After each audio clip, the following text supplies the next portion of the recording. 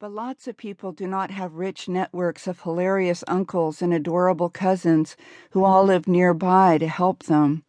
Many people have truly awful families, insane, abusive, repressive.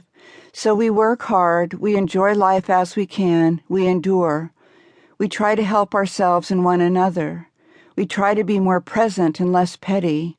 Some days go better than others. We look for solace in nature and art and maybe, if we are lucky, the quiet satisfaction of our homes. Is solace meaning? I don't know, but it's pretty close. The kids say it is what it is. They can say this with a straight face since they have not had kids yet.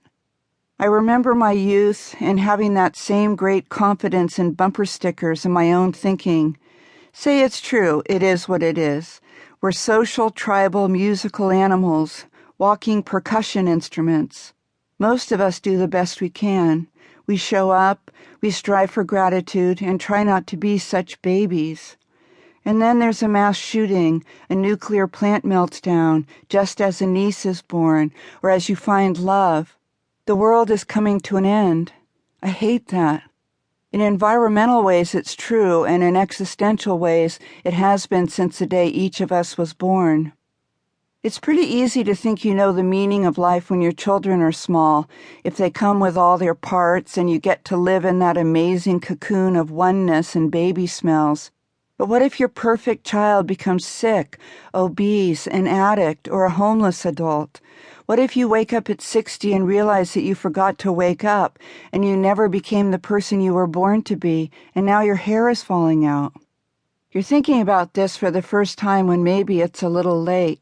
Your life is 2/3 over, or you're still relatively young, but your girl went from being 2 years old to being 11 in what felt like 18 months, and then in what felt like 8 weeks to 15, where she has been now, sharply dressed as a bitter young stripper, for as long as you can frickin' remember. Oh, honey, buckle up. It gets worse. Where is meaning in the meteoric passage of time, the speed in which our lives are spent? Where is meaning in the pits, in the suffering? I think these questions are worth asking. Christians would say the answer is simple. Life's meaning is to seek union with God and be Jesus' hands and eyes for the people who need help and companionship. AA might also say it is simple, to stay sober one day at a time and help other alcoholics achieve sobriety. For Buddhists, the answer is mindfulness, kindness, and trying to remember to breathe every so often. Environmentalists want to save the planet for all species, or at least a number of them, and so forth. Ram Dass, who described himself as a Hindu, said that ultimately we're all just walking each other home. I love that. I try to live by it. These are true and rich philosophies, but often only on good days. What follows here is intended to be useful on the bad days. Like life, this book is a patchwork of moments, memories, connections, and stories that I found help steer me in the direction of answers that will hold for now and even over time. They are observations that in troubled times help me find my way once again to what T.S. Eliot called the still point of the turning world. For instance, maybe we can all agree that meaning is always going to have to do with love, and furthermore, that children should not get cancer or be shot, and that our old must be cared for. Is there really any disagreement on these points?